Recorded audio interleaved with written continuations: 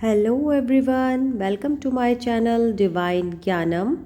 Here I am with a very useful video on poetic devices. This topic is for students grade 8th, 9th, 10th, even for everyone.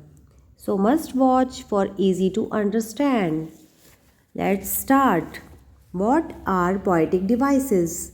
These literary tools empower writers to enhance the literal meaning of words, sound form and function. ये literary tools writer को help करते हैं उसको poem को form करने में, sound देने में या फिर एक रिदम में पोएम बनाने में. A list of poetic devices examples. Metaphor, comparison between two unlike things. Metaphor का मतलब है कि दो अलग चीज़ों के बीच में कंपैरिजन करना. Example 1, you are a clown. Example 2, Sharon is a night owl. तुम एक जोकर हो या शैरॉन रात भर जगती है. दोनों फुलिशनेस बताते हैं कि दोनों फुलिशनेस इसमें हमें दिखाई जा रही है.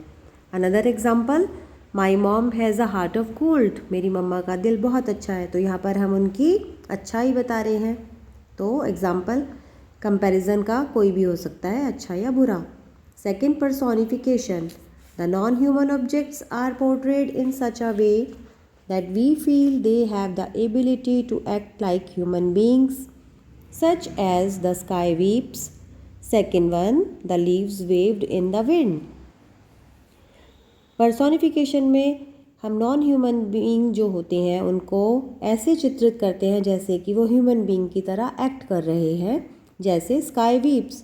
Sky is non human object, हम उसको लेकिन पीपल की तरह बता रहे हैं कि वो रोता है. ऐसे ही द लीव्स हवा में उड़ते हैं, जो नॉन ह्यूमन थिंग्स हैं लीव्स, और उनको हम बोल रहे हैं वो उड़ रहे हैं बट हवा उन्हें उड़ा रही है. इस तरह की लाइन अगर आपको दिखती है तो आप समझेंगे पोएम में कि ये पर्सोनिफिकेशन है. Alliteration, it is the repetition of the same consonant sounds at the beginning of words that are closely connected और written adjacent to each other. It gives a rhythm to the poem. For example, the beautiful black bunny, she sells sea shells by the sea shore. Alliteration में होता है कि ये consonant sound बार बार repeat होता है. इस तरह की लाइन अगर आपको दिखे, कॉन्सोनेंट साउंड बार बार रिपीट होता दिखे तो आप समझें this is alliteration. Beautiful black बनी में बी साउंड बार बार आ रही है. सेकंड वाले एग्जाम्पल में सी शेल्स में एस साउंड बार बार आ रहा है S consonant. Now simile, it is a figure of speech that compares two things using like और as. For example, he swam like a fish.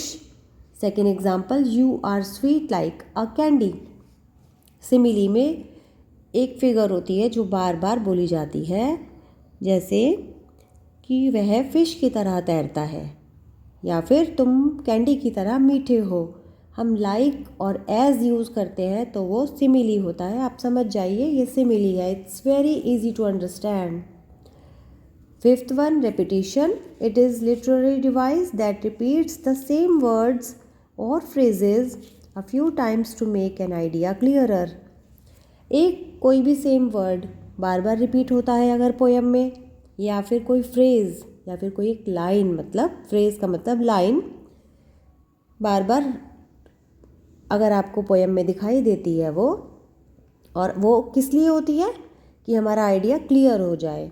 जैसे you can do it, you can do it, we will win, we will win. तो ये line अगर बार बार आ रही है then it is repetition.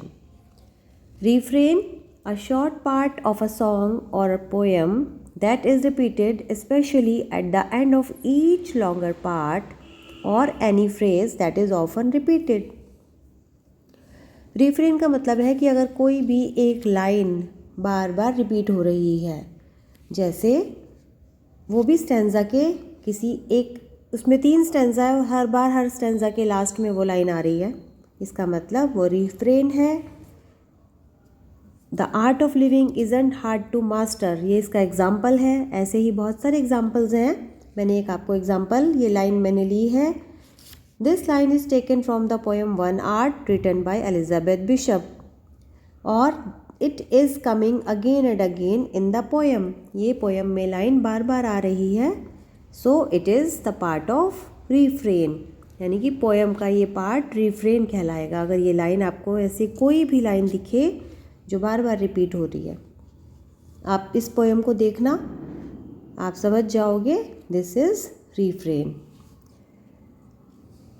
And guys, हमने 6 टॉपिक्स लिए हैं, अब उनको हम समराइज कर लेते हैं। What are poetic devices used for? Poetic devices are used to convey form, additional meaning, rhythm and sound in a poem. तो किस लिए यूज़ होते हैं poetic devices? पोएम में रिदम, एडिशनल मीनिंग और एक साउंड को फॉर्म करने के लिए ये सारे पोएटिक डिवाइसेस यूज़ होते हैं। How many poetic devices are there? There are almost too many to list in one place, but some common ones are, poetic devices बहुत ज़्यादा हैं, उनको एक बारी में एक जगह बताना पॉसिबल नहीं है, तो इसलिए मैंने कुछ कॉमन आपके लिए यहाँ पर लिए हैं। Metaphor, personification, alliteration, simile, repetition, refrain. So अगर आप चाहते कि मैं और कोई वीडियो बनाऊँ और दूसरे टॉपिक्स पे, so please comment me and मैं आपके लिए एक और वीडियो बनाऊंगी पोएटिक डिवाइसेस पर। Please like, share and comment. Thank you.